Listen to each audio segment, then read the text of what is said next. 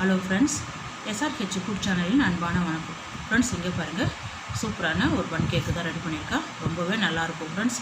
குழந்தைங்களுக்கு evening ஸ்நாக்ஸாகவும் ready பண்ணி கொடுக்கலாம். ரொம்ப நல்லாயிருக்கும் ஃப்ரெண்ட்ஸ். வாங்க ஃப்ரெண்ட்ஸ், வீடியோக்குள்ளே போகலாம். சூப்பரான பன் கேக்கு ரெடியாக இருக்குது.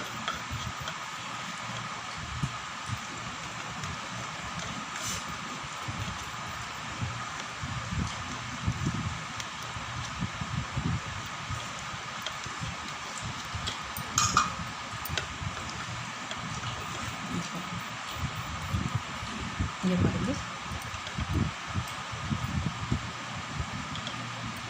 பாருங்கள், ஃப்ரெண்ட்ஸ், சூடாக இருக்குது பாருங்கள். எவ்வளோ ஒரு நைஸாக இருக்குது பாருங்கள் ஃப்ரெண்ட்ஸ்.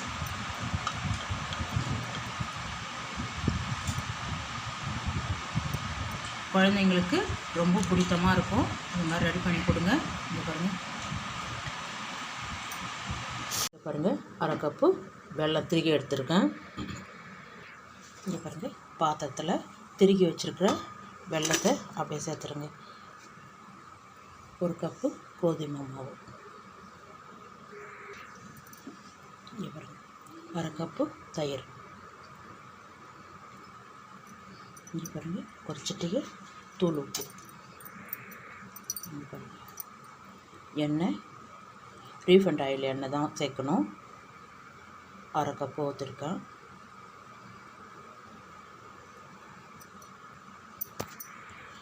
இதை நல்லா கலந்து விடுங்க. இங்கே பாருங்கள், நல்லா கலந்துருக்கேன். காய்ச்சின பால்,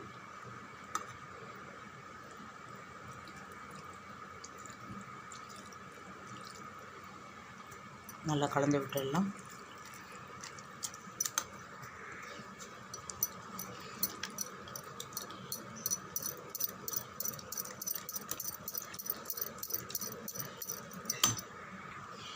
இது பாருங்கள், நல்லா கலந்து விட்டுருக்கேன் பாருங்கள். வெல்லமே தெரியல பாருங்கள்.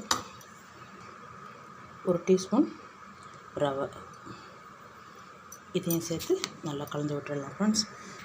இங்கே பாருங்கள், ரவை கூட சேர்த்து கலந்து விட்டுட்டேன். ஒரு டீஸ்பூன். இங்கே பாருங்கள், பேக்கிங் பவுடர் ஒரு டீஸ்பூன் சேர்த்துருக்கேன். வெனிலா எசன்ஸு ஒரு டீஸ்பூன் சேர்த்துருக்கேன். இதையும் சேர்த்து நல்லா கலந்து விட்டுட்டுங்க. ரொம்ப தண்ணி இருக்கக்கூடாது, இந்த அளவுக்கு இருக்கணும். நல்லா கலந்து வச்சுருக்கேன் பாருங்கள். நம்ம இப்போ பாத்திரத்தில் ரெடி பண்ணிடலாம். இங்கே பாருங்கள், பாத்திரத்தில் எண்ணெய் தடவிட்டு மேலே கோதுமை மாவு லைட்டாக தூவிடலாம் ஃப்ரெண்ட்ஸ். இங்கே பாருங்கள், கோதுமை மாவு அப்படியே சேர்த்து கொட்டிட்டேன். மீதி இருந்தால் மாவை தட்டிடுங்க. இங்கே பாருங்கள், நம்ம கலந்து வச்சுருக்கிற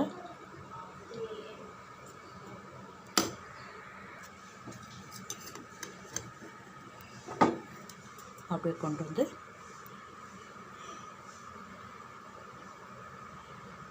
அரை கப்பு அளவுக்கு மட்டும் ஊற்றுங்க ஃப்ரெண்ட்ஸ். நிறைய ஊற்றாதீங்க. மீதி இருந்தால் அடுத்த பேட்சை கூட இன்னொரு கப்பில் கூட சேர்த்து ஊற்றிக்கலாம். இங்கே பாருங்கள், அப்படியே லைட்டாக தட்டி விடுங்க. இங்கே பாருங்கள், பாதாம் பருப்பு முந்திரி பருப்பு மட்டும்தான் எடுத்திருக்கேன். முந்திரி சின்னதாக கட் பண்ணியிருக்கேன். பாதாமும் அதே மாதிரி ஒரு 4 பீஸுக்கு மட்டும் கொஞ்சம் பாதியாகவே கட் பண்ணியிருக்கேன். அப்படியே இது மேலே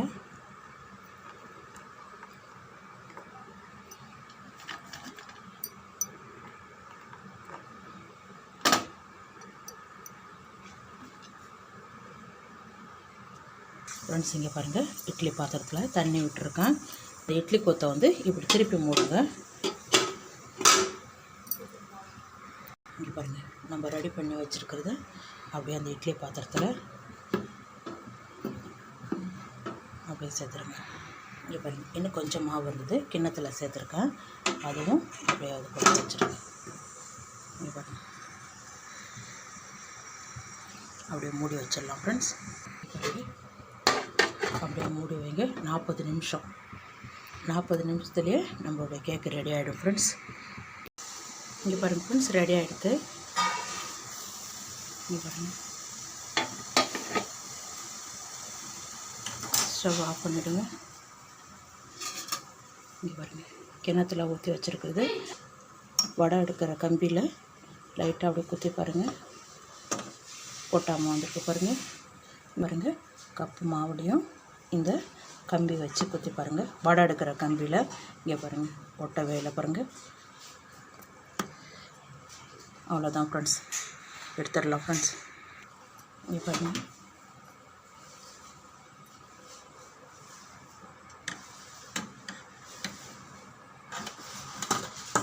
இங்கே பாருங்கள், சூப்பரான பன் கேக்கு ரெடி ஆகிடுது ஃப்ரெண்ட்ஸ். இங்கே பாருங்கள், நம்ம வச்ச தண்ணி இருக்க பாருங்கள் ஃப்ரெண்ட்ஸ். இங்கே பாருங்கள், அப்படியே இந்த ஓரங்களில்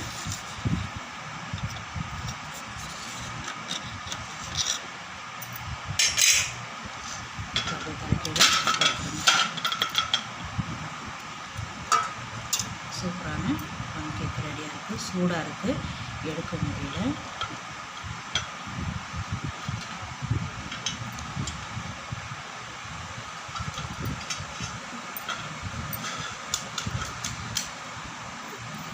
சூப்பரான பன் கேக் ரெடியாக இருக்குது பாருங்கள். நம்ம பீஸ் போட்டு கூட கட் பண்ணிக்கலாம் ஃப்ரெண்ட்ஸ். இங்கே பாருங்கள், கிண்ணத்தில் ரெடி பண்ணோம் இல்லையா, இங்கே பாருங்கள், கிண்ணத்தில் நம்ம ரெடி பண்ணோம் இல்லையா, அந்த கேக்கு ரெடியாக இருக்குது பாருங்கள்